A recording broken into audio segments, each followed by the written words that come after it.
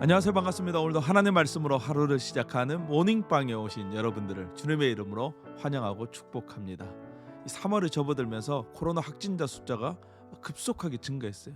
연일 이 수십만 명을 넘는 사람들이 나오고 있고 줄어들 기미가 전혀 보이지 않습니다. 그러다 보니 우리 주위에서도 많은 사람들이 확진되고 또 격리되고 있어요. 이렇게 코로나에 확진되면 가장 먼저 이 주위의 따가운 시선을 의식하지 않을 수가 없습니다. 마치 내가 죄인이 된 것 같은 그런 느낌을 받게 되는 것이죠. 하지만 코로나에 걸린 것이 죄도 아니고 또 죄로 인한 것도 아닙니다. 사람들은 무엇인가 큰 병에 걸리면 죄와 연결시키곤 해요.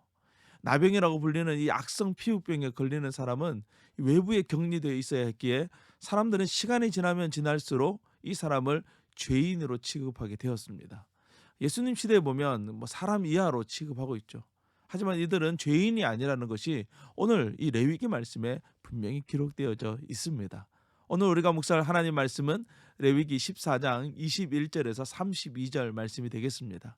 오늘 말씀은 어제 말씀에 이어서 나병 또는 이 악성 피부병에서 나은 사람이 공동체 안으로 들어오기 위해서 마지막으로 하나님께 드리는 제사에 대한 말씀이 기록되어져 있습니다. 21절 말씀입니다. 만일 그가 가난하여 그의 힘이 미치지 못하면 그는 흔들어 자기를 속죄할 이 속건제를 위하여 어린 순양 한 마리와 속죄제를 위하여 고운 가루 10분의 1 에바에 기름 섞은 것과 기름 한 록을 취하고. 오늘 말씀은 이 가난한 사람들에 대한 규정에 대한 말씀이죠. 그런데 24절과 25절 말씀을 보면 이 앞에 나오는 제물들과 차이점과 또 공통점이 있어요. 다른 것은 이 제물을 바꿀 수 있어요. 하지만 한 가지 어린 순양은 절대로 바꿀 수 없도록 했습니다. 어린 순양을 드리는 이유는 바로 이 속건제를 위해서 드린다라고 말씀하고 있습니다. 다른 모든 제사들은 이 죄를 씻는 것과 관련이 있지만 속건제는 그것과는 조금 다른 의미를 가지고 있어요. 이것을 통해서 하나님께서 우리에게 가르쳐 주기를 원하시는 것은 이 나병, 악성 피부병은 공동체를 위협하기는 하지만 죄는 아니라는 것입니다. 이 사람이 이 병에 걸린 것이 어떤 죄로 인한 것이 아니라는 것을 다시 한번 분명히 말씀하고 있는 것이죠. 그러므로 공동체는 이 사람이 드리는 이 속건제를 보고 기쁘게 이 사람을 다시 공동체의 일원으로 받아들이도록 하는 것입니다.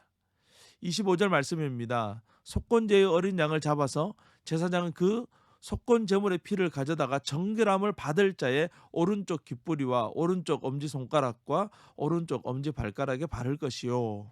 진영에 들어와 7일 동안 격리되었던 사람은 이 8일째 되던 날에 속건 제물을 가지고 하나님 앞에 드리게 됩니다. 제사장은 그 속건 제물의 피를 바름으로써 그리고 기름을 부음으로써 이 사람을 정결하다 선언하게 됩니다. 그리고 혹여나 지었을 그 죄에 대하여 번제를 드림으로써 죄에 대해서도 정결하게 하는 것이죠. 율법에는 기본적으로 이 자비의 정신이 반영되어져 있습니다. 예수님은 율법을 하나님을 사랑하는 것이요 또 하나는 이웃을 사랑하는 것이다 라고 정의하셨습니다.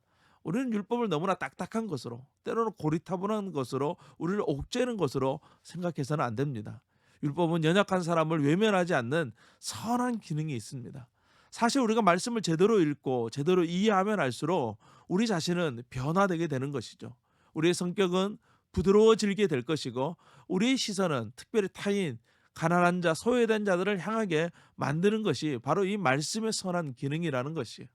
말씀을 묵상할 때 너무 나에게 좋은 방향으로만 적용하기보다는 내가 변해야 될 것이 무엇인지를 곰곰이 생각하고 또 내가 바라보아야 될 것이 어디인지를 하나님께 물어보면서 이 말씀을 묵상한다면 우리의 묵상은 더욱더 풍성한 묵상이 될 것입니다. 그리고 우리 주위에 코로나로 인해서 격리되어 있거나 또 힘겨운 시간을 보내는 분이 계시다면 하나님의 사랑으로 그들을 위로하고 또 하루빨리 회복될 수 있도록 기도하는 우리가 되었으면 좋겠습니다. 그리고 격리가 해제되었을 때 기쁨으로 반겨주며 진심으로 사랑해 줄 수 있는 그런 사랑이 우리 가운데 넘쳐나기를 간절히 소망합니다. 오늘도 주님과 함께 승리하세요. 샬롬.